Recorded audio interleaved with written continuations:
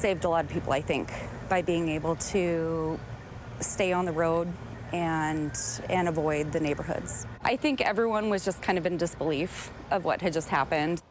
The pilot of an experimental plane is lucky to be alive today. The pilot, his passenger, and a dog survived after their plane crashed on a roadway last night in Bothell. The aircraft hit some high-tension power lines as it came down near 45th Avenue. It was headed to Payne Field in Everett. KOMO's Suzanne Fawn joins us live with more on what happened. Suzanne? So guys, this is the busy road where the pilot crash landed his experimental plane because something was wrong with his engine. Somehow, some way, he landed without hurting anybody on the ground. It's quite amazing. People in this Bothell neighborhood like Adam Bernstein are in awe. He navigated through these power lines. Seeing this plane in pieces in the middle of the road. The pilot and his passenger and dog survived. No one on the ground was hurt. Well, obviously it's miraculous because given the density of the population of housing around here and where he landed on the street, you know, could have landed on a car, could have landed on a house, could have kept going into the neighborhood there. So yeah, it's an amazing feat of landing for sure. On the ground, a smashed windshield, a headset, some other personal items. I've seen worse car crashes. A little scary, very scary. From her kitchen, Nurse Catherine Jorgensen heard the commotion and called 911. We just heard a loud boom. The power went out for a minute. I thought it was a car accident.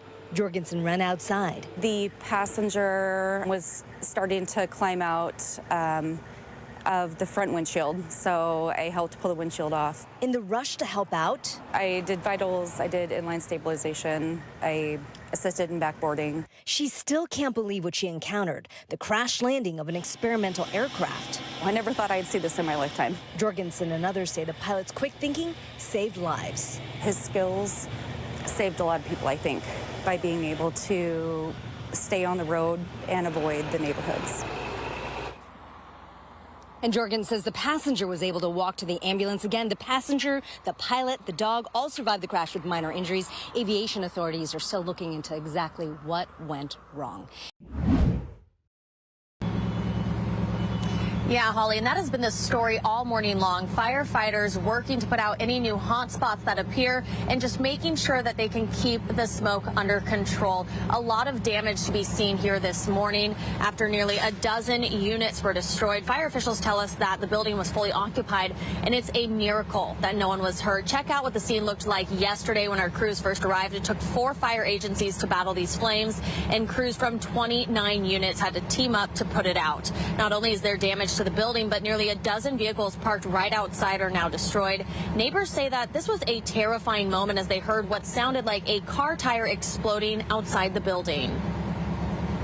Then I started hearing people yelling, like not even yelling, like screaming, shouting, like to run and get your kids, grab my kid and all that. And then out of nowhere I go out and I just see this huge fire, and obviously right away I started grabbing my stuff, whatever I can grab, like my purse, my keys, and just leave the apartment.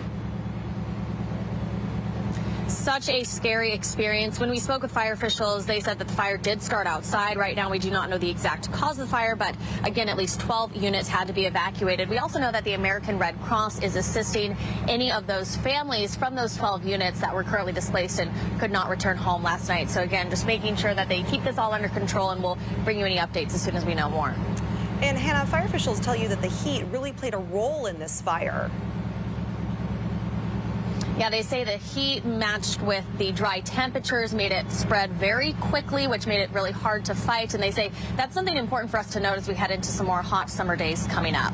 Live in Renton, Hannah Knowles, KOMO News.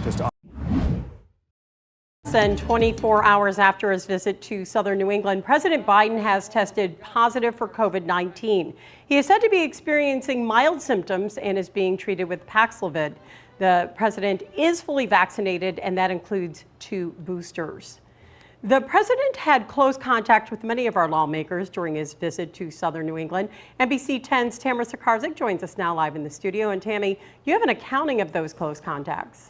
That's right, Barb. We went through the list. So if you were watching our coverage of Biden's visit yesterday, you saw him getting up close and personal with several of our lawmakers. Senator Elizabeth Warren right here was seen getting off Air Force One with the president, but she's not the only one who had close contact with him. So let's go down the list. Biden was greeted by Governor McKee, Senator Sheldon Whitehouse, and Warwick Mayor Frank Bacozzi. He also spent time with Senator Ed Markey and Congressman Jake Auchincloss and Bill Keating. Auchincloss tested negative this morning, according to a member of his team. He was also on Air Force One with the president.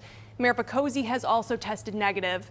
Meanwhile, Biden has canceled travel for the next 5 days at least. COVID response coordinator Ashish Jha will hold a press briefing at some point this afternoon. Live in the studio, Tamara Sakarczyk, NBC 10 News. Hi, everyone. I'm Preston Phillips from KOMO News. Thanks for checking out the KOMO YouTube channel. You can see more of our videos right here by clicking on the video links for more news from the Seattle area and Western Washington. Oh, and don't forget to click the subscribe button below so you don't miss our YouTube updates.